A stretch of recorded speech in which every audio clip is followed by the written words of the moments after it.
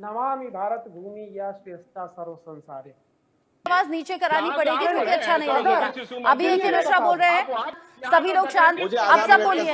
A K. Mishra बोलेंगे, A K. Mishra बोलेंगे, A K. Mishra, ये धर्म की बहस है। यहाँ हिंदुओं को जिस तरीके से टारगेट किया जा रहा है, यहाँ बैठे हिंदुस्तानियों का दिल तो दुखता है, चाहे वो किसी भी धर्म के हों। लोगों को बड़ा खराब लगता है कि भाई देखिए कैसा हो रहा है वहां पर। हम ये नहीं देखते कि वो कौन से धर्म के लोग हैं, हम ये देखते हैं कि इंसानियत के नाते उनके साथ गलत हो रहा है। फिर क्यों कुछ लोग उन्हें धर्म के चश्मे से देख रहे हैं? नमामि भारत भूमि या श्रेष्ठा सर्व संसारे।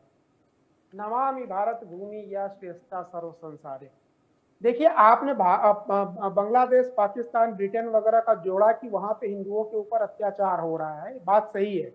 कुछ और भी जोड़ दीजिए। अपने यहाँ जो विपक्ष की सरकारें हैं, मदरसा छाप प्रवक्ता बैठे रहते हैं, वो भी यहाँ पे उनसे कम अत्याचार नहीं कर रहे हैं। उदाहरण पड़े हुए हैं, सभी को पता है। दूसरी चीज मैं आपको बताऊं, फिर ये बीच में बोल रहे हैं, इनको शांत करिए, बीच में मत बोलिए, मुझे आपकी आवाज नीचे करानी पड़ेगी क्योंकि अच्छा नहीं लगेगा। अभी ए.के. मिश्रा बोल रहे हैं, आवाज नीचे करानी पड़ेगी क्योंकि अच्छा नहीं लगेगा। अभी ए.के. मिश्रा बोल रहे हैं, एक वरिष्ठ पत्रकार को सुन लेते हैं। आप अलग अलग पॉलिटिकल पार्टी को रिप्रेजेंट कर रहे हैं, एक पत्रकार को सुन लीजिए, एक पत्रकार को सुन लीजिए। उन्होंने सरकारें आते और जाते हुए देखी है। ए.के. मिश्रा बोलेंगे, ए.के. मिश्रा बोलेंगे। सभी की आवाज नीचे, सभी की आवाज नीचे, पीसीआर सभी की आवाज नीचे कर दीजिए, सिर्फ ए.के. मिश्रा भी बोलेंगे। पेट्रोलियम प्रोडक्ट को अगर हटा दिया जाए तो 100 ट्रिलियन की इकोनॉमी में 800 करोड़ दुनिया में पॉपुलेशन, 300 करोड़ मुसलमान, इनका कंट्रीब्यूशन पॉइंट में आता है। पॉइंट में 1% भी कंट्रीब्यूशन नहीं। जहां रहेंगे वहां मारकाट करेंगे। ये जैसे अभी गुरु जी ने बोला ना, कौन सी ना, ये बिजनेस इकोनॉमी की बात नहीं है साहब, एक आइडियोलॉजी की बात है, जिसमें ये बोला गया है निकम्मे रहते हुए कैसे जो है बिना काम किए हुए। बोला तो ये गया है कि हराम का खाना मना है, लेकिन हराम का कैसे खाओ सुबह शाम उठते ही। वक्त बोर्ड यही है।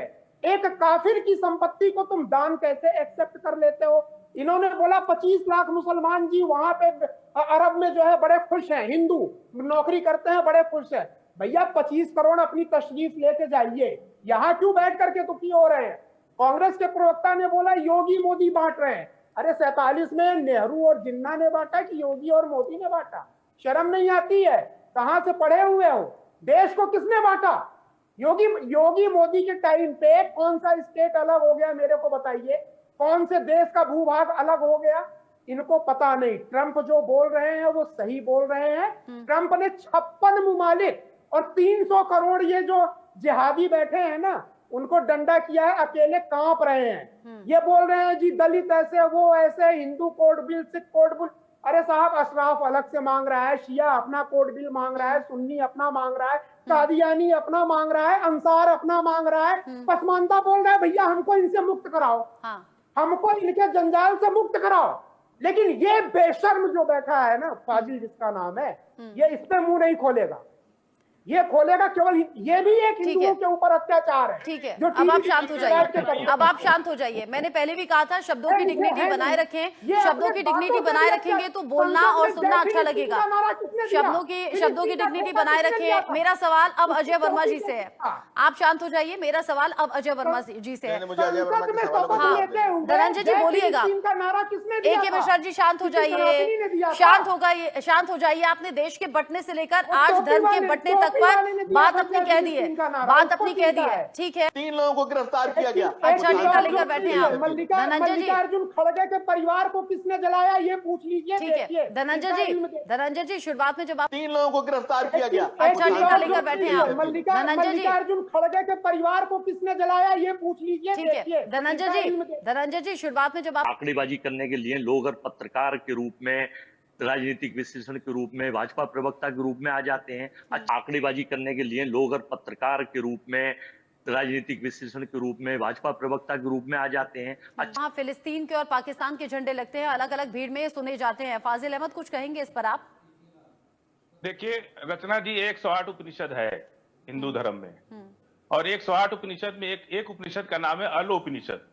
उस उपनिषद में अकबर को महान बताया गया है। और कहा गया है कि अकबर भगवान का दूत है, हमें उसकी एक पूजा मिनट, करनी अकबर चाहिए। कब पैदा हुआ? ये लोग उपनिषद जब कब जिसका लिखा पावर गया? होता है अकबर कब उसकी पैदा पूजा हुआ? करने लगते उपनिषद हैं, कब चाहे वो लिखे अकबर गए? हो, कीजिएगा। चाहे औरंगजेब ए.के. मिश्रा जी, पहले उनकी पूरी बात तो सुन लीजिए। उपनिषद लिखा गया। ए.के. मिश्रा जी, पहले उनकी पूरी बात तो सुन लीजिए, तब रिवर्ट कीजिएगा।